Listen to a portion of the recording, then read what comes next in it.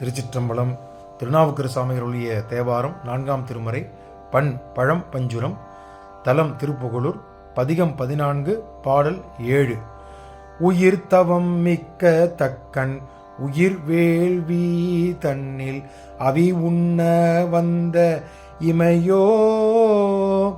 உயிர் தவம் மிக்க தக்கன் உயிர் வேள்வி தன்னில் அவி உண்ண வந்த இமையோ. பயம் ஊறும் எச்சன் அங்கு மதியொன்னும் உற்ற படி கண்டு நின்று பயம் ஆய். பயம் ஊறும் எச்சன் அங்கு மதியொன்னும் உற்ற படி கண்டு நின்று பயமாய். அயனொடு மாளும் எங்கள் அறியாமை ஆதி கமி என்று இஞ்சி அகல. அயனொடு மாளும் எங்கள் அறியாமை ஆதி கமி தன் என்று இறங்கி அகல. சயம் உரு தம்மை கண்டு தழல் வண்ணம் எந்தை கழல் கொண்டு கொள்கை கடனே. சயம் உரு தம்மை கண்டு தழல் வண்ணம் எந்தை கழல் கொண்டு கொள்கை கடனே. திருச்சிற்றம்பலம். திருச்சிற்றம்பலம்.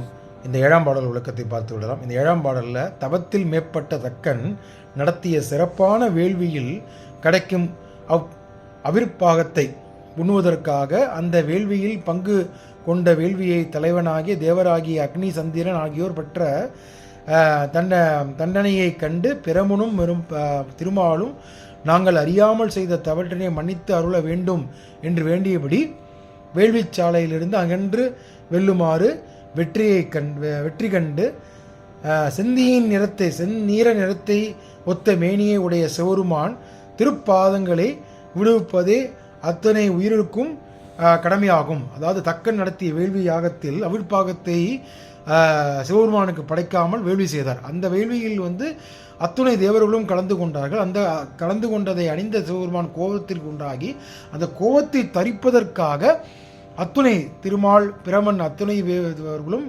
இறைவனிடம் மன்னிப்பு கேட்பதற்காக செல்கின்றார்கள்.